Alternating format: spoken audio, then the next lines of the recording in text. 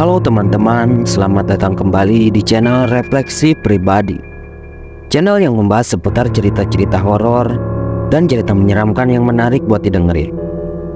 Pada kesempatan kali ini, gue mau bawain cerita yang berjudul Setan Budeg Menunggu Perlintasan Kereta Api. Tapi sebelum lanjut ke ceritanya, gue mau ngucapin terima kasih buat kalian yang udah setia dengerin semua cerita-cerita di channel ini. Jangan lupa buat terus dukung channel ini dengan cara like dan komen, biar channel ini terus berkembang dan bisa terus menghibur kalian semua. Tanpa berlama-lama lagi, mari kita mulai ceritanya. Rian, seorang pemuda perantau yang baru saja diterima kerja di sebuah pabrik, sedang mencari kontrakan yang tidak jauh dari tempat kerjanya. Setelah mencari-cari informasi, dia pun menemukan sebuah kontrakan yang letaknya tidak jauh dari tempat perlintasan kereta api. Meskipun banyak desas-desus tentang perlintasan kereta yang sering memakan banyak korban jiwa dan legenda tentang setan budeg yang mendiami perlintasan tersebut, tidak membuat Rian takut untuk tinggal di sana. Dia merasa tidak ada yang perlu ditakutkan, karena dia tidak begitu percaya dengan hal berbau mistis. Pada suatu hari, Rian pulang jam 10 malam karena dia telah bekerja lembur. Saat tiba di perlintasan kereta api, Rian merasakan suasana yang cukup mencekam. Dia merasakan hawa dingin yang tidak biasa dan mendengar suara bisikan aneh. Secara tiba-tiba, Rian melihat bayangan hitam di semak-semak dan merasakan ketakutan yang luar biasa.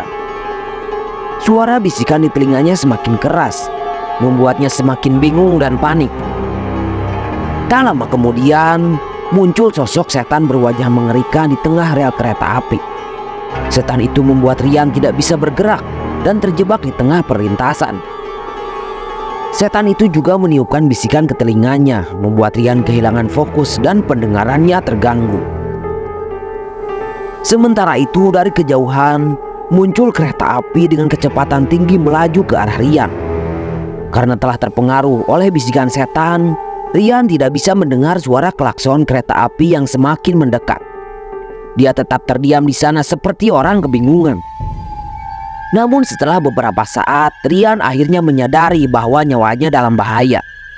Dia berusaha untuk menyelamatkan diri, tetapi kakinya masih terasa berat dan tidak bisa digerakkan sama sekali. Rian terjebak di tengah perlintasan kereta api. Kereta itu pun semakin mendekat dan dia yakin akan tertabrak.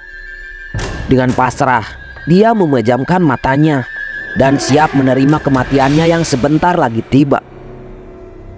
Namun secara tidak terduga, Rian merasakan ada yang menarik badannya dengan kuat dan membuatnya terlempar ke pinggir rel kereta.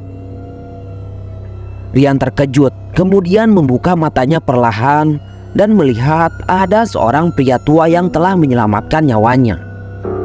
Pria tua itu ternyata adalah seorang penjaga perlintasan kereta api. Rian pun menceritakan kejadian mengerikan yang dialaminya saat bertemu dengan sosok menyeramkan yang membuatnya terjebak di tengah perlintasan kereta. Pria itu pun mengatakan bahwa sosok itu sering disebut setan budeg oleh warga setempat. Konon, setan tersebut adalah arwah seorang wanita yang meninggal secara tragis di perlintasan itu. Dia juga menjelaskan bahwa setan itu akan mengganggu pendengaran korbannya agar mereka tidak mendengar kereta api yang datang, dan membuat para korbannya tewas mengenaskan tertabrak kereta. Mendengar hal itu, Rian sangat terkejut dan tidak percaya bahwa dirinya hampir dihabisi oleh setan penunggu perlintasan itu.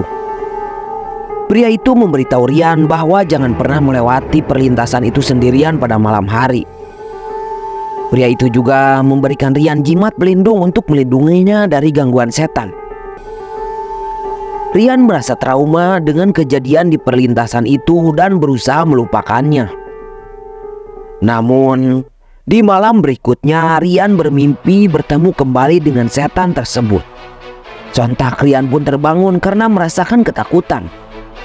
Tak lama setelah itu, dia melihat benda-benda bergerak sendiri di atas meja dan melihat ada sebuah bayangan hitam muncul di sudut kamar, membuatnya semakin panik dan mencoba berlari ke ruang tengah. Namun saat Ryan mencoba lari, setan itu tiba-tiba muncul di hadapannya dengan wajah mengerikan dan beberapa bagian tubuhnya hancur, mencoba menarik tangan Ryan. Dengan sekuat tenaga, Ryan pun akhirnya berhasil keluar dari rumah dan berlari ke sekitar perlintasan kereta, mencoba mencari bantuan pria tua penjaga perlintasan yang pernah menolongnya.